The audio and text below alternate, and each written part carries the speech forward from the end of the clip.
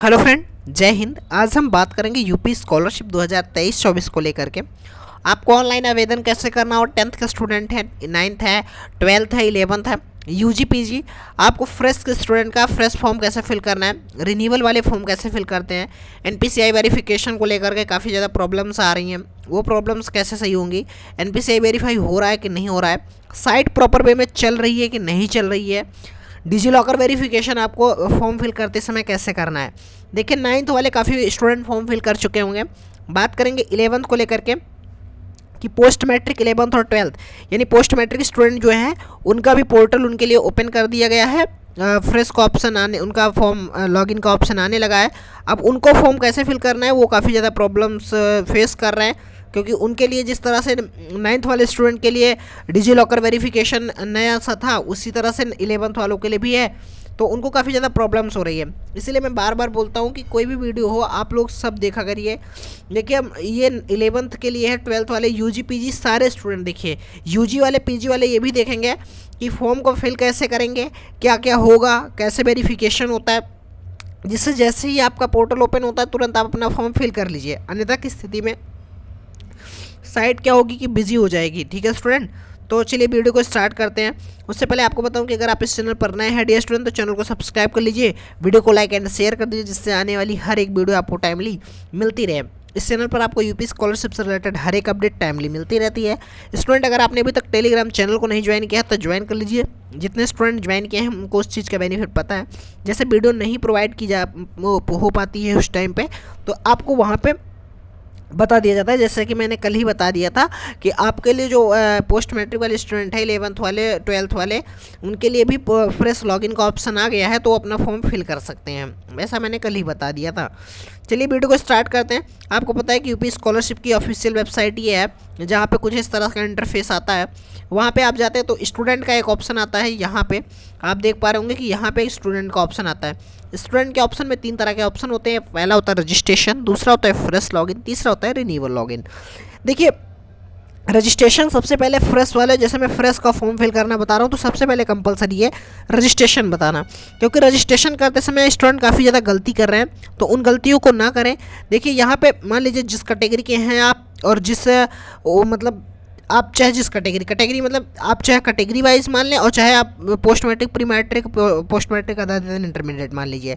लेकिन रजिस्ट्रेशन आप किसी भी क्लास में हो, कोई भी हो, पोस्ट मैट्रिक, प्री मैट्रिक, चाहे जो स्टूडेंट हो, आप लोग रजिस्ट्रेशन कर लीजिए। अपना रजिस्ट्रेशन कर सबका हो रहा है, तो मैं फॉर्म फिल करने वाला हूँ पोस्ट मैट्रिक का, तो पोस्ट मैट्रिक फ्रेश, यहाँ पे एक जनरल स्टूडेंट का पोस्ट मैट्रिक फ्रेश पे जा करके मैं आपको फॉर्म फिल करके बताने वाला हूँ।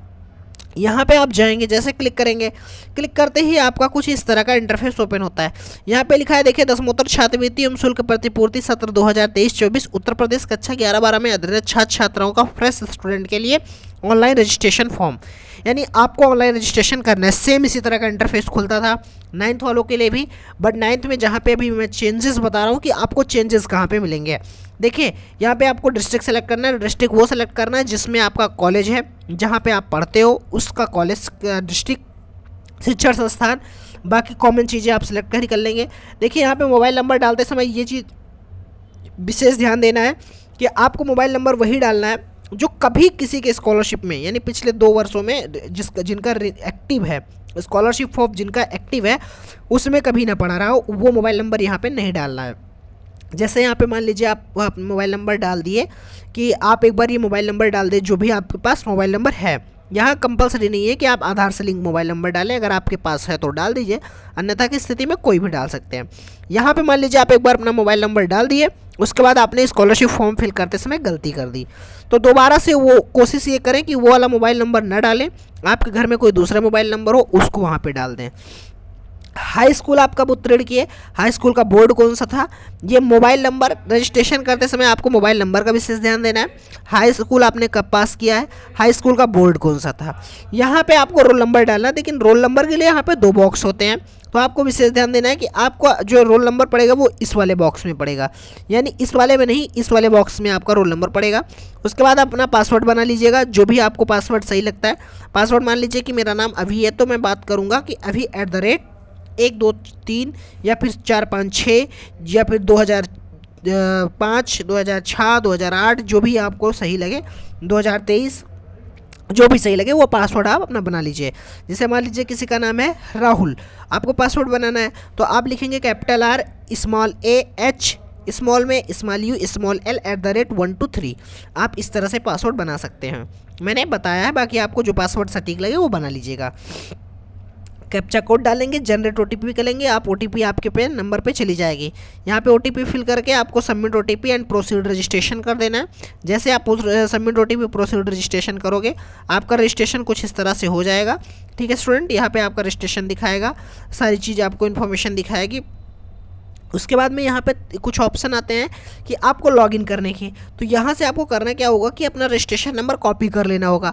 आपको पासवर्ड पता होगा, रजिस्ट्रेशन नंबर कॉपी कर लेंगे। होम पे जा करके यहाँ पे आप फ्रेश वाले में जाएंगे, उसके बाद में पोस्ट मैट्रिक जो इंटरमीडिएट स्टूडेंट लॉगिन है इस वाले पे क्लिक करेंगे। जैसे आप इस पर क्लिक करते हो तुरंत क्या होगा कि आपका कुछ इस तरह का इंटरफेस ओपन हो जाएगा। यहाँ पे देख लीजिए, यहाँ पे लिखा है पोस्ट मैट्रिक इंटरमीडिएट फ्रेश 2023-24। यहाँ पे आपको अपना रजिस्ट्रेशन नंबर डाल देना है और यहाँ पे वो वाला मोबाइल नंबर डालना है जो आपने रजिस्ट्रेशन टाइम डाला था। पासवर्ड जो बनाया था वो डाल देंगे, सबमिट OTP मतलब कैप्चा कोड डाल करके आप सबमिट कर देंगे। जैसे ही सबमिट करेंगे कुछ इस तरह का इंटरफेस ओपन होगा, यहाँ पे आपकी सारी डिटेल्स दिखाएंगी। उसके बाद में आपका कुछ यहाँ पे जैसे ही आपका कुछ इस तरह से ओपन होगा, उसके बाद में एक स्टूडेंट में एक आपको और चीज़ दिखा देता हूँ, उसके बाद में बताता हूँ। जैसे आप उस पर क्लिक करते हो वो तो चीज़ें दिखाती हैं, साथ में आपके पास एक ऑप्शन और दिखाता है जहाँ पे दिखाता है कि आपके पास किस किस स्टेप में आपका जो फॉर्म है वो कंप्लीट होने वाला है। जैसे आप यहाँ पे जाओगे तो देखिए यहाँ पे सारी डिटेल्स दिखा रही हैं।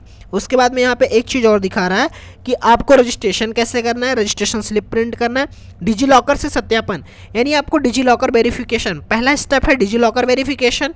दूसरा है ऑनलाइन हेतु आवेदन पत्र भरें, फोटो प्रमाण पत्र में अपलोड करें, आवेदन पत्र को संशोधित करें, आय जाति प्रमाणीकरण हेतु आधार नंबर डालें, NPCI verification, CBSE board roll number प्रमाणीकरण हेतु, जांच हेतु आवेदन प्रिंट करें, जांच के उपरांत प्रिंट सबमिट। ये इतने स्टेप में आपका फॉर्म कंप्लीट होता है। तो सबसे पहले आपको करना क्या है कि डिजी लॉकर सत्यापन करे पे क्लिक करना है। जैसे आप डिजी लॉकर सत्यापन करे पे क्लिक करेंगे तुरंत ही आपका कुछ इस तरह का इंटरफेस ओपन होगा। 1 सेकेंड डियर स्टूडेंट,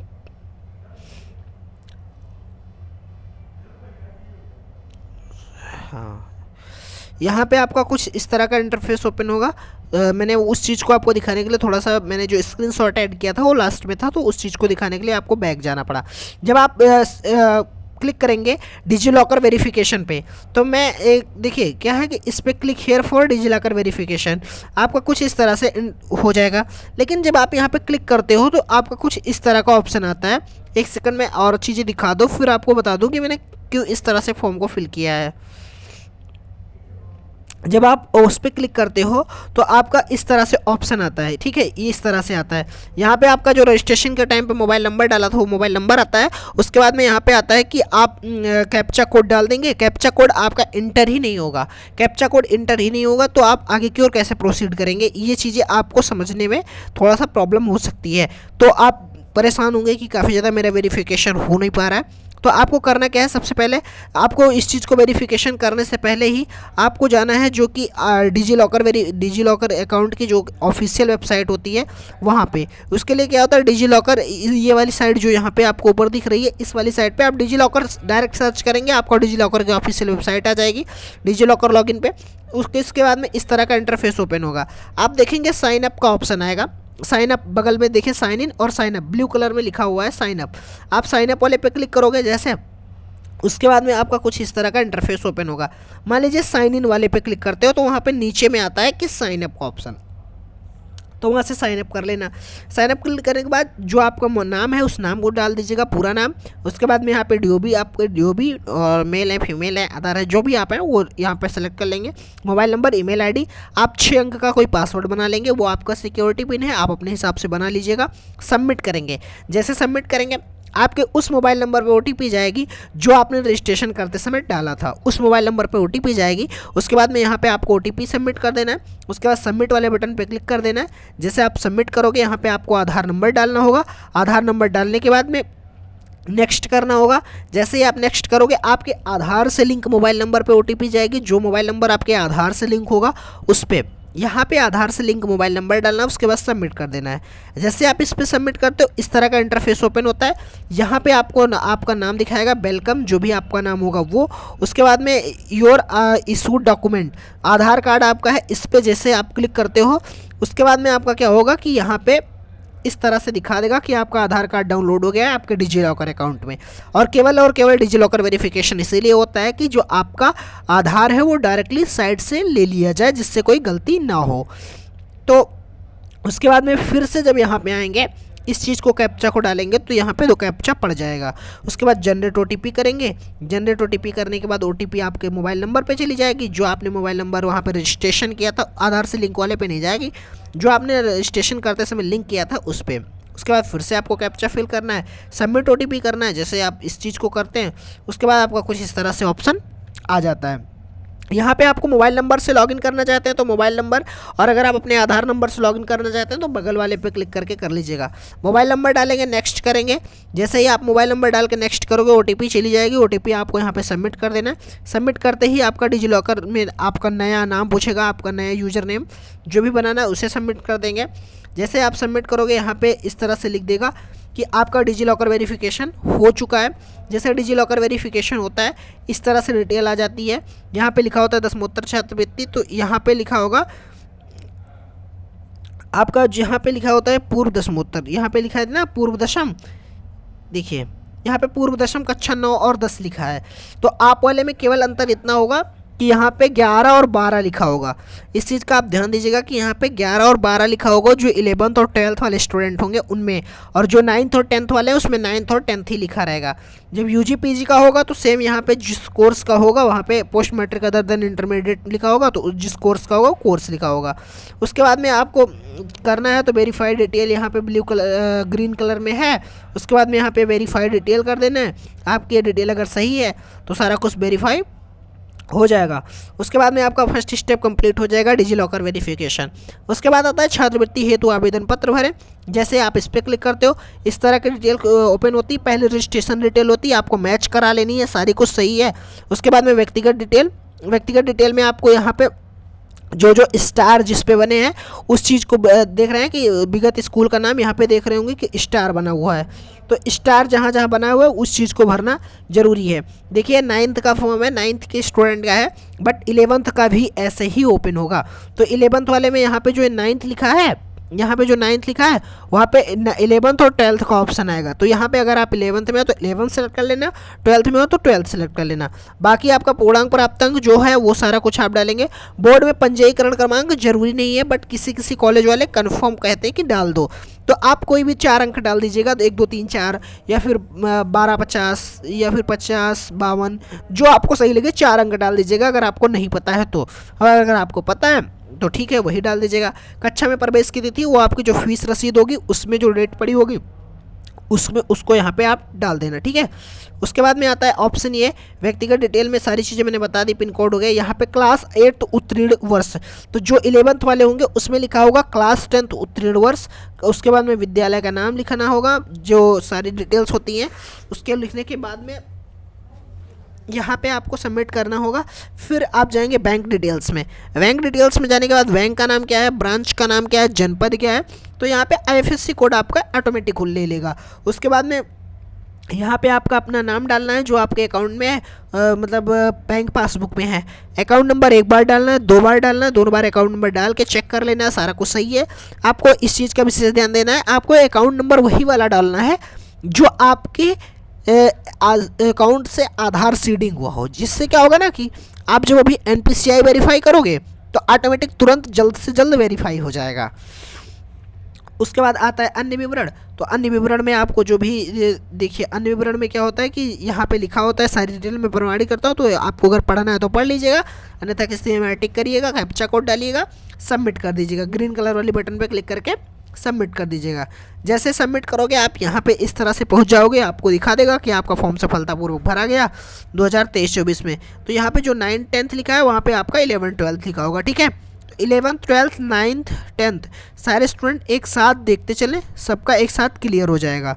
उसके बाद में यहाँ पे आता है आवेदन पत्र को भरें, उसके बाद आवेदन पत्र भर चुका है आपका, उसके बाद यहाँ पे आता है आवेदन पत्र को संशोधित करें।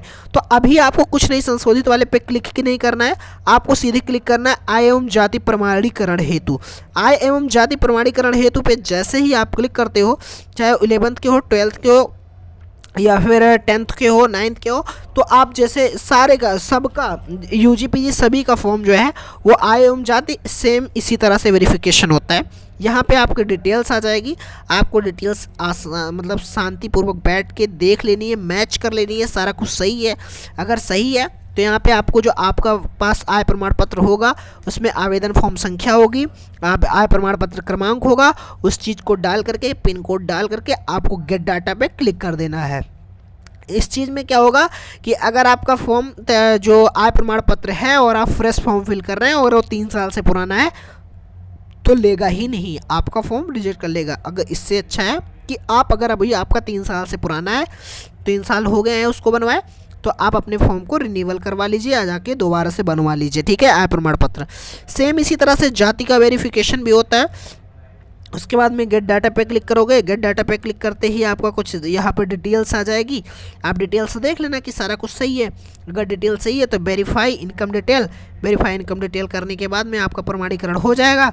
जाति जिस मतलब स्टूडेंट की जात लगती होगी वो जाति प्रमाण पत्र डाल देगा, जाति प्रमाण पत्र डालने के बाद में यहाँ पे वो भी वेरीफाई हो जाएगी, ठीक है। तो वेरीफाई होने के बाद में फिर आपसे यहाँ पे गेट डाटा करके वेरीफाई कर लेना।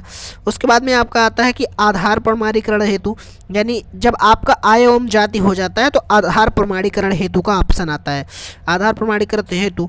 तो यहाँ पे आप डिटेल्स मैच कर लेना आधार प्रमाणीकरण हेतु वाली।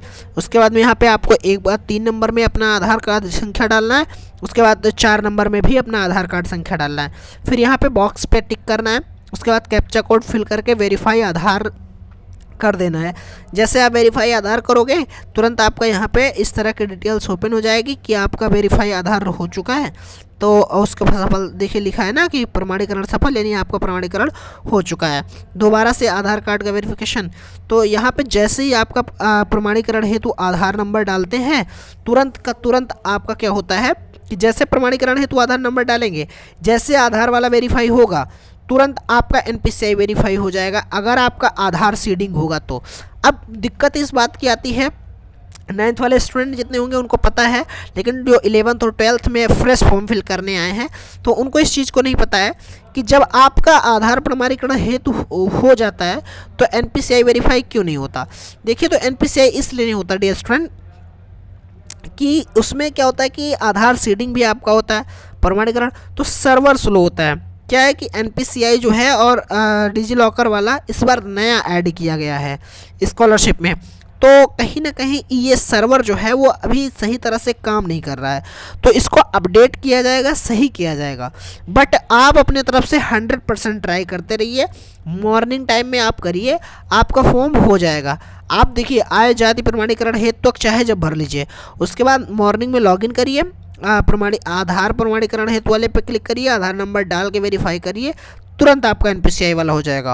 और जितने स्टूडेंट का NPCI वाला नहीं होता है वो चेक स्टेटस करके एक ऑप्शन आता है, यहाँ पे इस तरह से ऑप्शन आता है, यहाँ पे 1 मिनट, हाँ यहाँ उसके बाद में क्या करना है कि आपको चेक NPCI स्टेटस, मॉर्निंग में चेक NPCI स्टेटस करना है, थोड़ा टाइम लेगा, वो मतलब घूमेगा, उसके बाद में आपका हो जाएगा। अगर नहीं होता है तो फिर भी आप यहाँ तक फॉर्म फिल कर लीजिए, उसके आगे अभी आप परेशान मत होइए, आपका जो फॉर्म है वो वेरीफाई होगा। बट हाँ कुछ टाइम लग सकता है क्योंकि NPCI वाला सर्वर काफ़ी ज़्यादा प्रॉब्लम कर रहा है, क्योंकि 9th और 10th के स्टूडेंट से आप पता कर सकते हैं कि काफ़ी दिन से उनका पोर्टल ओपन है, बट ये समस्याएं बहुत ही ज़्यादा आ रही है। इसका कोई सोल्यूशन भी नहीं, जो सोल्यूशन है कभी वर्क करता है कभी नहीं वर्क करता। तो इसका पहला सोल्यूशन डियर स्टूडेंट ये है कि आप अपना आधार सीडिंग चेक कर लीजिए कि आपका जो बैंक अकाउंट डालें वो आधार सीडिंग में है कि नहीं है। अगर हो जाता है तो हो जाता है, अगर नहीं होता तो आप अपनी बैंक डिटेल्स दोबारा से जाके भरिएगा, सेम बैंक डिटेल्स आप दोबारा से वही चीज़ें आप मतलब उसको हटा करके आप दोबारा से भरिएगा। दोबारा से भरने के बाद में आपको NPCI वेरीफाई आगे यहाँ पे चेक NPCI स्टेटस करना, वेरीफाई हो जाएगा। अगर नहीं होता फिर मॉर्निंग में करिएगा, मॉर्निंग में भी नहीं होता तो आप वेट करिएगा, क्योंकि इसके बाद कोई सॉल्यूशन है ही नहीं इस चीज़ को वेरीफाई करने का। तो मैं ऐसा करता हूँ कि जो 11th के स्टूडेंट होंगे वो काफ़ी हद तक सारी चीज़ों को समझ गए होंगे। जब आपका फॉर्म NPCI वाला फिल हो जाए तो आप में जो एक तरह का ऑप्शन आता है NPCI के जैसे ही आपका फॉर्म फिल होता है तो यहाँ पे आप में एक चीज़ जो मैं दिखा दूँ, 11th वाले वेट करेंगे 1 मिनट का, मैं 11th वालों को एक चीज़ दिखा दूं कि उनमें एक चीज़ एक्स्ट्रा ऐड है। यहाँ पे लिखा हुआ है कि CBSE बोर्ड रोल नंबर प्रमाणीकरण हेतु। तो यहाँ पे जो आपका जिन स्टूडेंट का CBSE बोर्ड होगा, अगर आप यूपी बोर्ड सेलेक्ट किए होंगे तो जैसे आपका NPCI वेरीफाई होगा तुरंत ही आपके CBSE बोर्ड वाले पे आपके टिक हो जाएगा। यूपी बोर्ड वालों को जो CBSE बोर्ड से होंगे वो इस पर क्लिक करके अपना बोर्ड का रोल नंबर डाल करके वेरीफाई कर लेंगे। उसके बाद आता है जांच हेतु प्रिंट करें। आपको प्रिंट कर लेना है जो भी मतलब आप में गलतियां हैं कोई मतलब, तो देख लेना है कि अगर आप में सारा कुछ सही है, डिटेल्स आपकी सब कुछ सही है तो ठीक है, अगर नहीं सही है तो आपको यहाँ पे आवेदन पत्र को संशोधित करे वाले ऑप्शन पे जाना है, उसके बाद संशोधित कर देना है।